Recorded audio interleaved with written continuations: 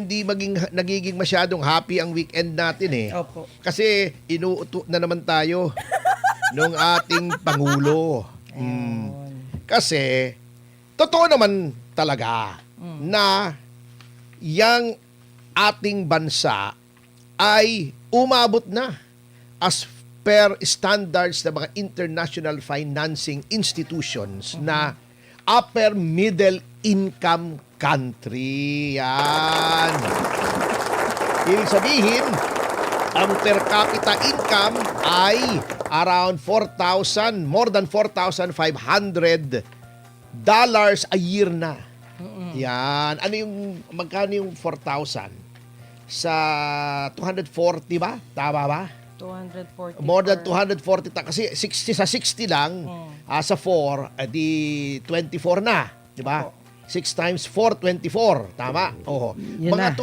260,000, 270,000 isang taon. Sa makatuwid baga ay more than 20,000 pesos a month. Ang average, hindi ko sinasabing lahat, ganon. Average. Pag tinipon-tipon nyo lahat ng kinikita ng lahat ng tao ay ganon ang average. At dinivide nyo sa number ng populasyon. So annual per capita income ay mga 2,600 more or less US dollars na. So palakpakan.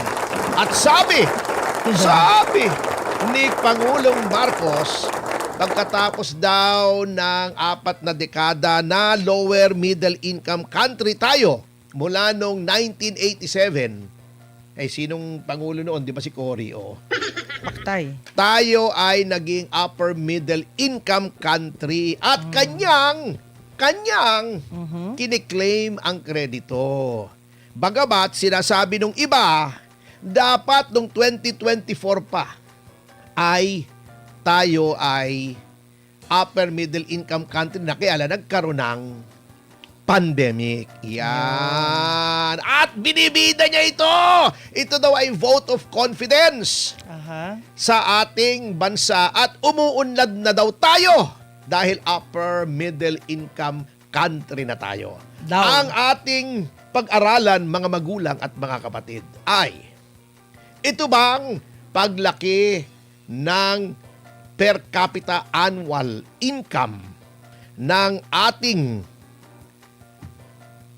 bansa ay nangangahulugan na tayo ay umuunlad na? Hindi po. Tignan natin. Okay. Tingin ko lang. Gumawa tayo ng halimbawa na madaling maunawaan. Sa isang kabahayan, in a household, Opo. halimbawa, nanay at tatay, may mga anak, di ba? Yan. Isang sambahayan. Dati, ang kita mo ay 50,000 isang buwan. Okay? Bigla kang kumita. Tumaas ang kita mo, naging 100,000 a month. Opo. Sa makatuwid bagay, 1.2 million a year. Okay? From 600,000 a year, naging 1.2 million a year. 'Di ba? Sa unang tingin Parang ay malaki. umuunlad Parang malaki. ang antas ng buhay nitong sambahayan na ito. Opo. Ngunit kita lang ba? Income lang ba ang kailangan tingnan kung umuunlad o hindi? Hindi. Hindi, syempre. Okay. Naging 1.2 million nga ang iyong income isang taon. Ang utang mo naman ay 10 milyong piso. May utang kang 10 milyon piso. Opo. Asenso ba yon? Hindi po. Hindi. Kasi kailangan mong bayaran yon. Yan. Kailan mo mababayaran yung utang na yon? Sa 1.2 million, sa 100,000 a month, hindi naman pwedeng ipambayad mong lahat yon Hindi. ng utang. Di ba? Opo. Siyempre, may kuryente, may tubig, pagkain, kung may sasakyan ka, panggasolina, baka may hinuhulugan kang sasakyan, naghuhulog ka ng sasakyan, etc., etc. Sabihin mo na, sa 100,000 ang available na pambayad sa utang ay 20,000 pesos a month. 20,000 pesos is times 12. 240,000 lamang. Kailan mo mababayaran yung 10 milyon mong utang? May tataas nga yung gastos eh. Di ba? Okay. Yun bang utang mong 10 milyon ay lumalaki o hindi? Kung hindi lumalaki, maaring maganda nga ang takbo kasi lumaki yung kita mo, mababayaran mo yung utang mo kung hindi lumalaki yung utang. Lalaki gastos. Yun nga. Ayun Oo. yung nangyayari doon. Okay, di ba ganon? Opo. Ikaw ba ay may ilang pinagkagastusan pa? 100,000 nga yung iyong income kada buwan. Yung 50,000 naman noon ninanakaw nung katulong mo. Kada buwan, kinukupit nung driver, nung katulong, di ba? Oh. Ng mga empleyado mo sa opisina. Maganda ba ang buhay mo noon o hindi? Hindi po. Okay. Yan ang ehemplo natin, di ba? Okay. Ihalin tulad natin sa nangyayari dito na binibida ni Pangulong Marcos kasi wala na siyang maibida eh. Wala na siyang maibida kundi si Secretary Bida ng DOJ. Ayun. Yun lang ang bida. Oo. Okay. Sabi niya, okay, tumaas. Mabuti. Very good. Okay. Pero, yan ba ay pakikinabangan ng pangkaraniwan taong bayan? Okay, yung sinabi natin example kanina. Magkano ang utang ng Pilipinas? Sa kabuuan, Oo. 67.37%. Yan ang utang. Hindi, porsyento yun eh. Porsyento. Ikaw naman Hindi to kasama. 18.55 trillion pesos Yes. ang utang. Opo, foreign debt. Oo. Okay. Yun ang utang ng gobyerno. Yun ang babayaran. At yung utang na yon, utang talaga yon ha. Hindi yung katulad ng utang ng ina mo ha. Na yung halimbawa, ng utang sa'yo, siyempre, alam nga naman, tubuan mo yung nanay mo, napakasama mo namang Hindi anak. pwede yun. Hindi pwede. Utang Oo. ng ina mo, utang ng ina nila, di ba? Utang ng ina nating lahat. Oo. Basta utang. Ayan. Ang utang po ay may interest. So, Yan. lumalaki yung interest noon. Ito lamang sa right now, uutang na naman o umuutang ang ating pamahalaan ng 1.2 trillion pesos. Kaya umabot ng 18 trillion. Kung mapapansin nyo, yun ang sinasabing halaga na ninakaw sa flood control. Okay. So, malaki ang utang natin. Lumalaki nga ang kita ng bawat mamamayan pero yung yaman ng ating bansa pumupunta sa utang. Okay. So, hindi ibig sabihin lumaki ang kita mo, kung malaki naman ang utang mo, wala pa rin. din. Walay pa Wala rin. din. Walay pa rin. Walay. Okay. Sige. Malaki ang gastos mo. Kasi nga, yung flood control na wala naman, halimbawa, nagsusugal ka, parang sugal na rin yung mga ghost project eh, di ba? Gagastos ka sa wala naman na pupunta, di ba? 100,000, nagsusugal ka naman. Sabihin mo ng 20,000 yung pambayad. Yung happy 1,000 live viewers sa Yahoy. DZAR YouTube. Nagsusugal ka. So, tanggalin na natin yung 20 mil. So, 80 na lang. Nagsusugal ka. Kinukuha mo pa yung 20 mil sa wala. Di ba? Aha. Magkano na lang natira? Di 60,000 na lang. 60. Di ba? Di Wala konti na lang, ano. wala na lang. Paano yun? Gumanda ba buhay mo? Hindi. Hindi, syempre. Lumaki Hindi gastos pwedeng porket lumaki ang iyong Kita. kita ay ikaw ay giginhawa na. Sa 60,000, yung 20,000 noon, ninanakaw pa nung maid, nung empleyado, nung driver, nung hardinero. Nakupit pa. Kinupit pa na natira. 40,000 na lang. Ayun. Wala rin. Yan ang sinasabi ko. Hindi nababawasan yung utang. Kasi kita mo ha. At ito pa ha. Kita mo. Paanong sasabihin mo na, let's say, yung lumaki nga yung gastos mo, yung income mo, lumaki din naman yung gastos mo. Kita mo. Tignan natin ang ekonomiya ng Pilipinas. Yan. Okay. Tignan natin ha. Ito ha. Hindi po ako nagsasabi nito. Ito ay sinasabi ng IMF, World Bank, Asian Development Bank at Moody's. Moody's yung nagre-rate ng ekonomiya ng mga bansa. Okay. Yan. Okay.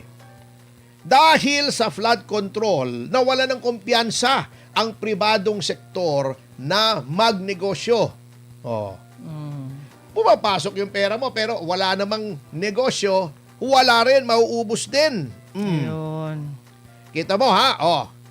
Ang gross domestic product ay bumagsak sa 4% ng third quarter ng 2025 kontra 5.5% Opo. sa second quarter. So, pagpasok natin ng 2026 at ngayon nasa kaligitnaan na tayo, mas mahina ang ating ekonomiya. Yan.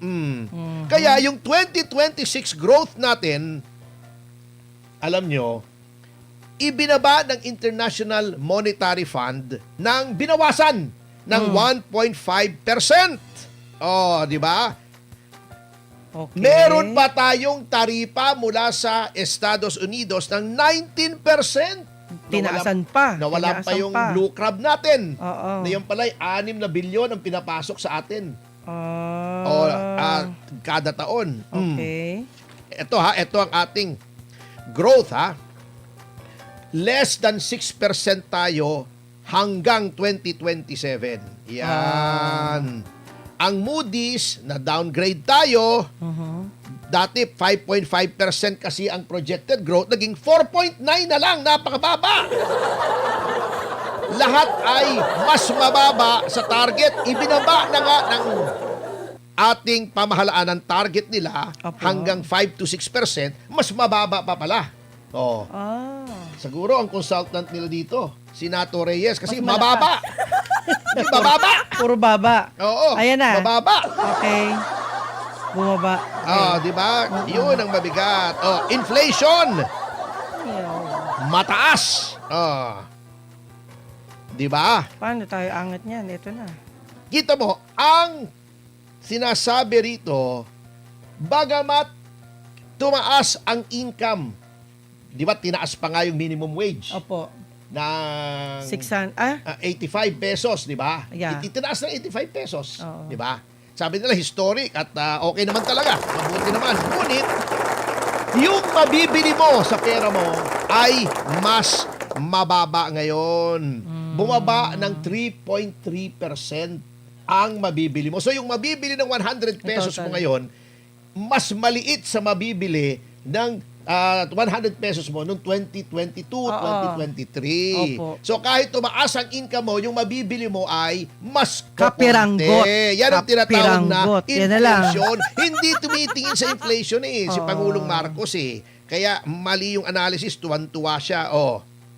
Kita mo, ang inflation, 4.3% Opo. ang projection ng International Monetary Fund sa 2026. Eto, sa World Bank naman ay 5.1% ang projection. Ang Moody's 3.7%. Noong April, yung latest na datos, 3.9% na ang inflation. Ibig sabihin, Mataas na. bumaba yung halaga ng ating salapi ng 3.9%. Okay. So, Itong nabaliwala yung laki ng kita. Ayun, yung Oo, kita. kinain lamang ng inflation. Yun ang mabigat. Oo. Ayun. Ang credit profile Oo. natin. Mataas Yan ang kasi. mabigat talaga. Oo. Kaya, kamoting kahoy, walang dapat ipagbunyi Ginoong Presidente. Oo. Eto pa. Sabi ng mga ekonomista, Okay. hindi porket naging upper middle income country ka ay makakautang ka na agad. Di ba? Sabi nila, yung mga concessional loan, kumbaga, kung sa mga dito sa ating bansa ay ayuda, Opo. may parang ayuda rin ang international community. Yung mga bansa na maliit ang kita, pinapautang nila sa mababang interest lamang. Opo. Yan. Since tayo ay upper middle income country na or UMIC, sasabihin ng mga tao, ito sinasabi, hindi po ako nagsasabi nito, hindi ko opinion to. Mga ekonomista to, i-google nyo kung hindi ako tama. Ha? sasabihin nila, malaki na naman pala income mo eh. Hindi ka na namin ng pauutangin ng maliit ang interes. Lalakihan na namin ang interes. Yun ang mabigat. Oh. Lalaki ang gastos. Lalaki ang gastos. Yes. Ayan. Yan ang mabigat. Hindi porket ganon, although sabi ni Recto, yung credit profile daw natin ay tumaas. Hindi katulad ko. Hindi na tumataas. Lumakas ang credit profile. Hindi ibig sabihin ito ay automatic Ayun. na ikaw ay pautangin at titignan pa lamang. Titignan pa rin. Katulad ko ako, yung sinasabi natin example na sambahayan, Opo. tumaas, naging 100,000 from 50,000 yung aking kita. Sasabihin ko, pupunta ako sa bangko. Sabihin ko, hoy, bangko, lumaki ang kita ko. Ayun. Pautangin mo ko. Pero it matters, di ba, yung credit record nila? Hindi, Dapat. teka muna. Wala pa tayo dun. Dito Okay. muna tayo sa income. Okay. Pautangin mo ko ng 1,000,000. O kalahating milyon na lang. Okay. Bakit? Ang kita ko 500,000 every year 1.2 million. Okay. Kung uutangin mo ko ng 500,000, yakang kung bayaran niya. Di ba? Yakang. Okay. Sabihin ng bangko, ayun, yung sinasabi mo kanina, doon papasok. Ayun. Credit investigation. Credit investigation. Dapat Bangko yan. yan kahit sabihin yung mga international financing institutions yan, bangko pa rin yan. Hindi Aalamin bibigay pa sa rin ng nila pera yan. yan. Lahat ng perang ipapautang sa iyo niyan, dapat kumita sila by way of interest. Correct. Diba? Opo. Tignan natin. Okay, tama ka. 1.2 million pesos nga ang kita mo. Tignan natin. Teka muna. Yung bahay mo naman pala nakasanla ng 10 milyon, may utang, ng 5 milyon, may utang ka pala sa credit card ng 100,000. Opo. May hinuhulugan ka pala. By the way, happy 1,500 live viewers! Thank you, guys. Hinuhulugan ka pala sa sakyan, 20 mil isang buwan. Opo.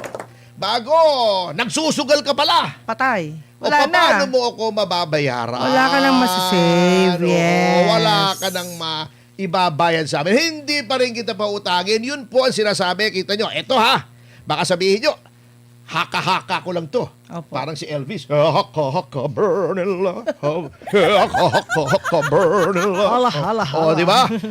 Ayun na. Okay. Sabi, dito, titignan pa rin ang estado ng iyong pamamahala at iyong paggastos. Ayan, sinabi nito Opo. Sabi ni Oplas.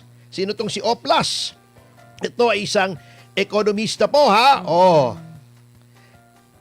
Sinabi niya, if accompanied by weak governance and poor fiscal discipline, hindi ka pa rin pautangin kahit sasabihin mong upper middle income country ka na. Oo. Kung nakita ba, lumaki nga income mo, 18.5 to 55 billion naman ang utang mo. Mas malaki.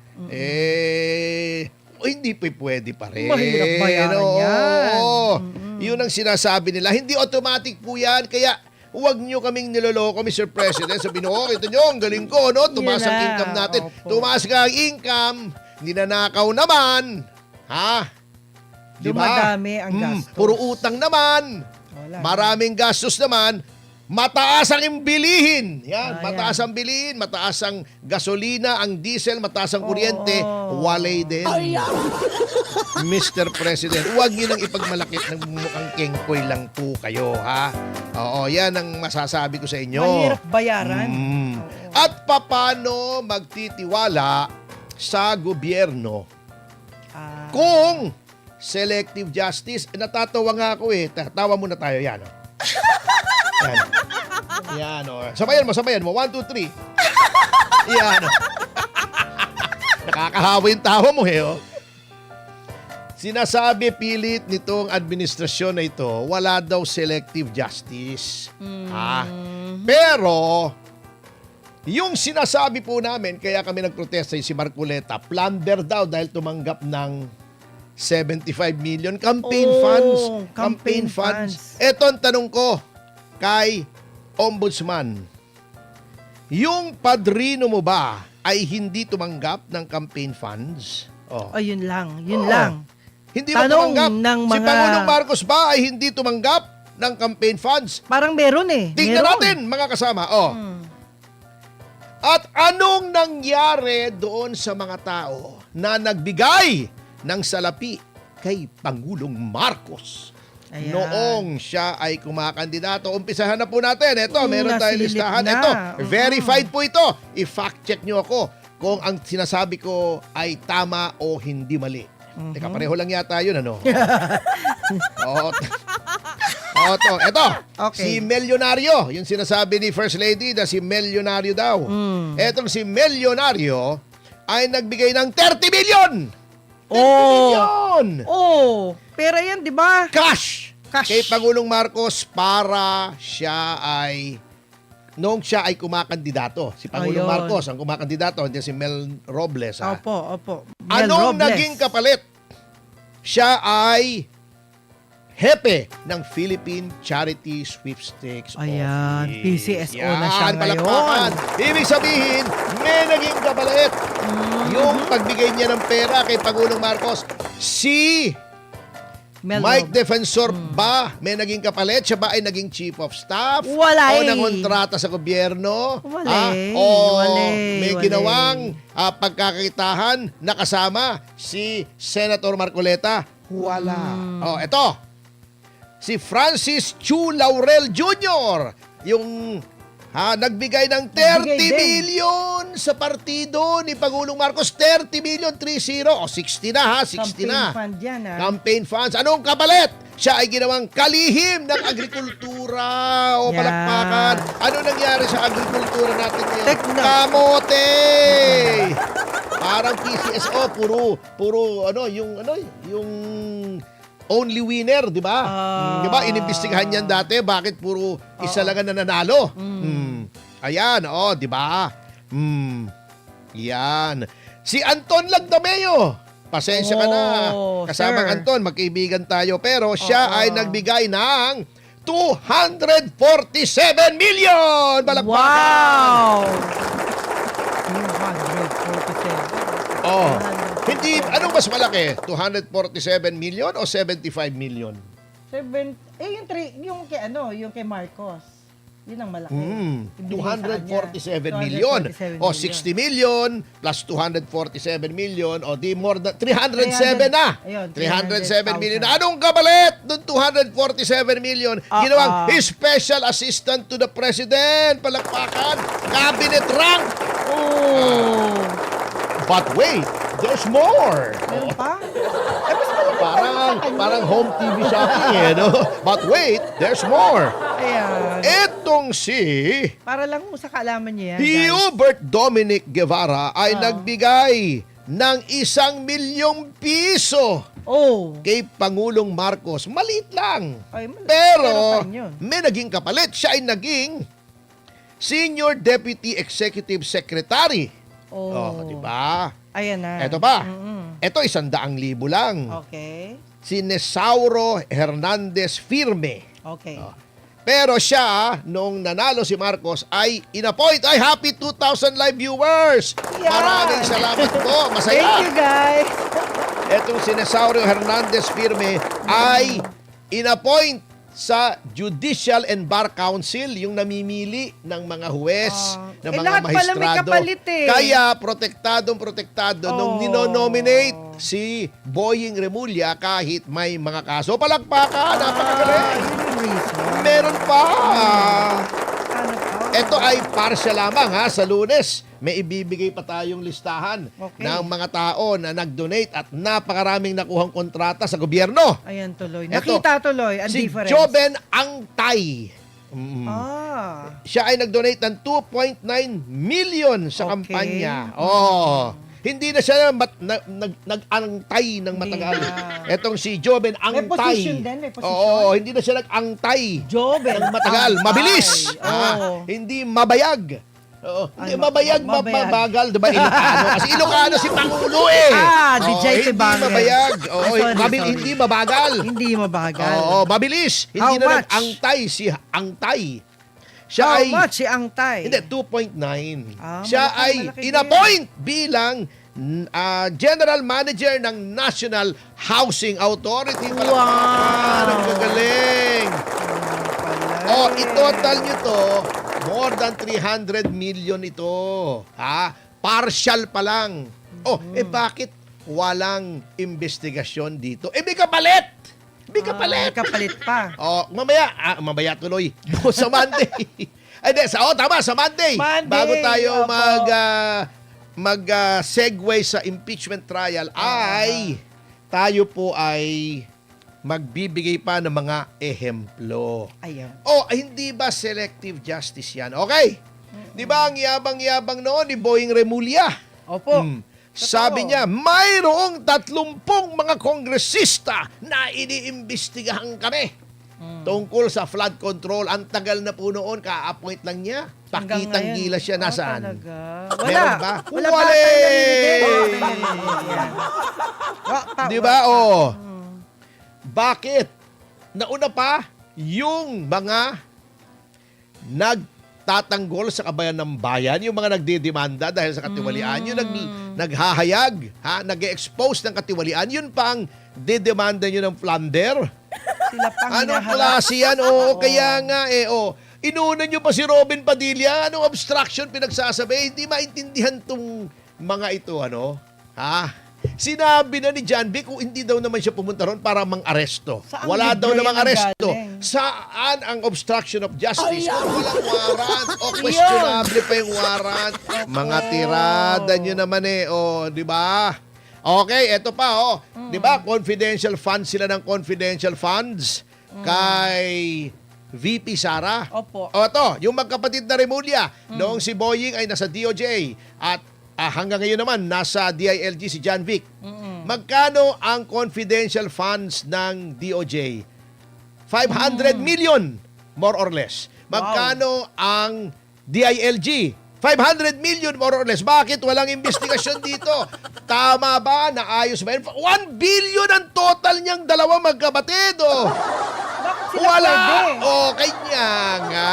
Yun ang sinasabing selective justice. Ang dami-daming mga congressmen, mga senador ang tumanggap ng kontribusyon sa mga contractors. Iyon. Mga contractors na ngayon ay sangkot sa flood control. Pero bakit wala? Imbestigahan nyo rin. Bago sasabihin nyo, hindi selective justice, inuuto nyo kami. Hindi naman kami uto. Ang taong bayan po matalino na, hindi na pwede mga pakyut-pakyut nyo dyan. Ayan.